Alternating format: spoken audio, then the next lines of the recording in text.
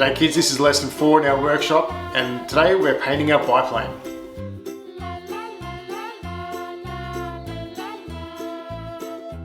So before we start painting, let's organise ourselves. We need to think about what supplies we need to paint our project.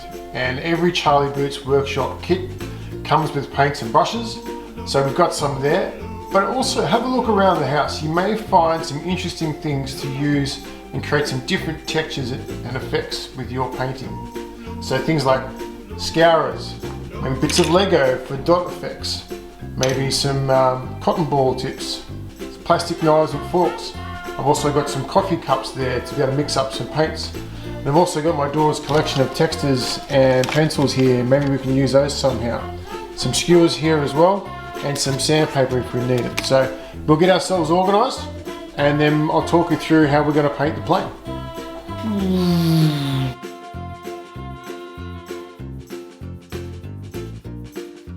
Okay, so we're ready to paint. We've got our model. I've got some of their primary colours just in a plastic plate.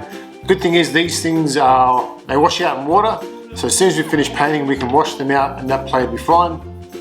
I've got some clean water in a cup to do some cleaning of my brushes, which are here.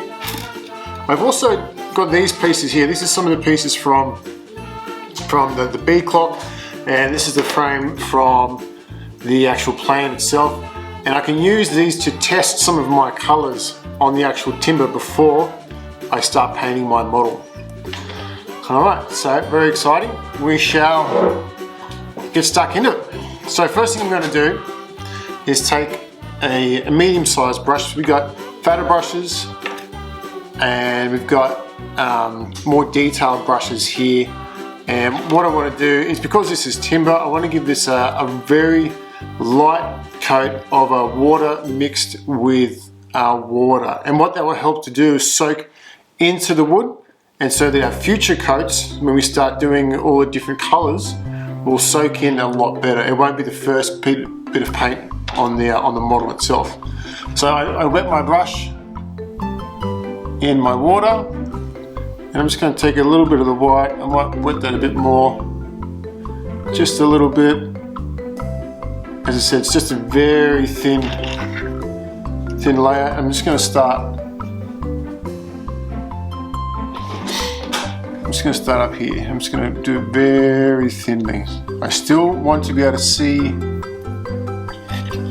all the detail lines. Remember, those lines are cut with the laser, and they tell us all the different sections and help us distinguish our different colours on our model. And a touch more, a little bit of water, just like so. You can see how thin that is there on our model. I can still see the detail lines. I'm not trying to fill in those lines with the paint. I'm making sure that the lines are out. Then if I need to, I can blow it. And that just means our wood's going to have a better surface for future paint to stick to. You'll find that that white on your brush will go quite a long way. You won't need to put a lot on. And by doing it thinly also means that it'll dry fairly quickly too. Here in my creative workshop, I've got some lights I use to see better with, and they also generate a little bit of heat. And I'm going to help use those. I'm going to use those to help this dry faster. But for you guys at home, you could put your model in the sun, and within 20 minutes or so, probably even less, it'll be dry, and then you can go on to the next bit. So I'm going to continue on painting this with our white, and then we'll go on to the next step.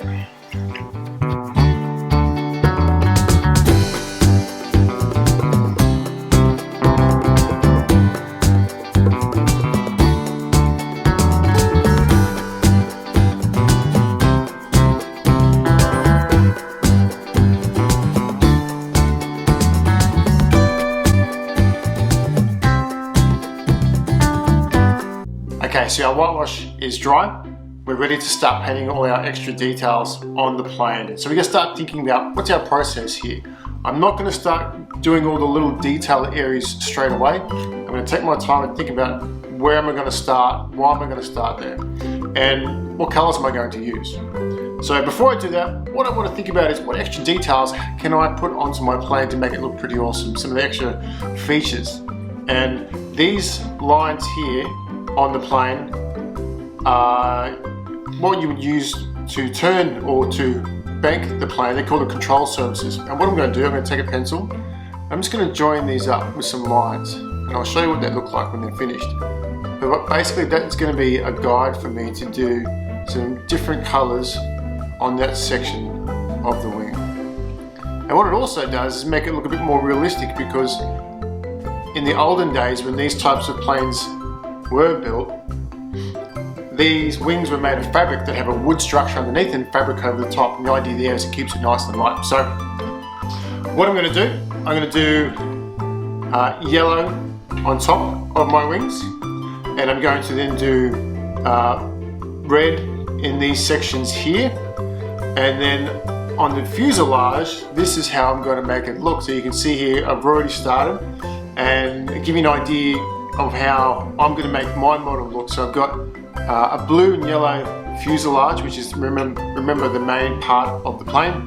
I've got a flying helmet here with a darker leather around the eyes for the straps and a lighter leather for the top, and obviously a white for the eye, and a black there for the pupil. So we'll get started, and the first thing we're going to do is, as I said, we'll paint the tops of our wings.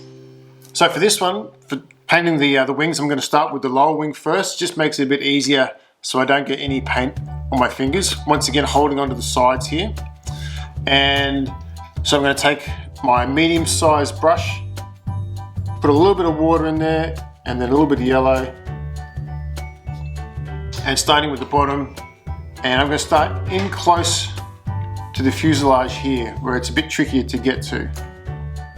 And I'm just going nice long strokes. I don't need too much paint. Remember, I've got the white undercoat on there already, so the yellow is going to stick no problems. And I also want to make sure I don't remove any of those details. I'm not going to put too much paint on there that I can't see those lines there.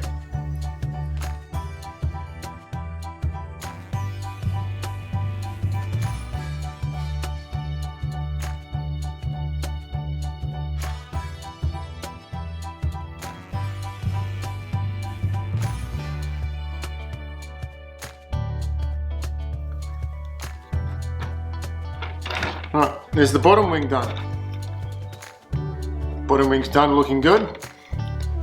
We'll do the top wing, and remember, in the top wing, we're not going to paint these two control surface areas. We're going to go around that.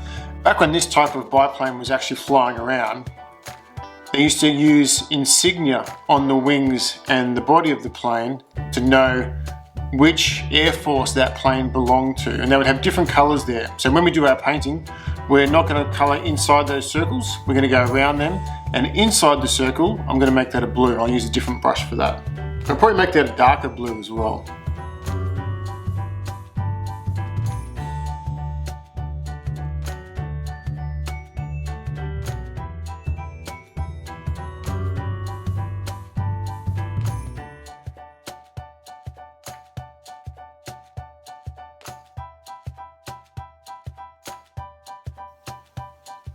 So there's many ways you can paint around things. You can take the brush and you can work with the line like so.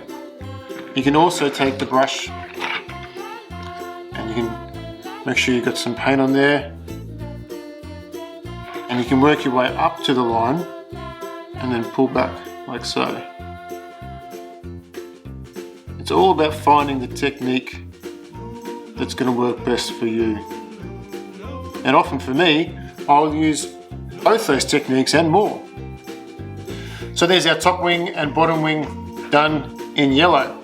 Whilst we've got the yellow, we're going to paint on the right hand side of the plane this yellow section through here, right up to the tail. So we'll turn that around, holding onto the model from the sides so we don't get any paint on our fingers. A little bit of yellow, just a touch of water, the smallest possible touch. And I'm going to start at the back here and work my way forward.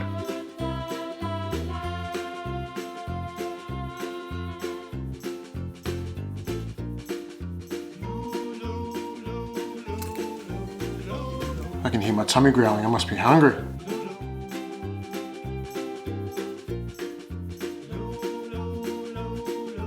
So as I'm getting closer to the front here, with a bit more detail, I think I'm going to give this brush a wash and move to a smaller brush, just so I can get into those extra details there. And we'll take our yellow, just a dash of water, rest my model on the bench here, and I'm just going to take my time and sneak up close to those lines there.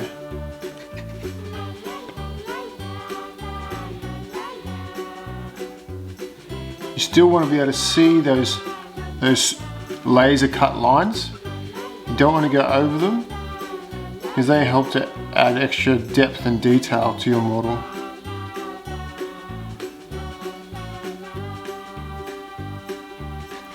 Doing pretty good so far.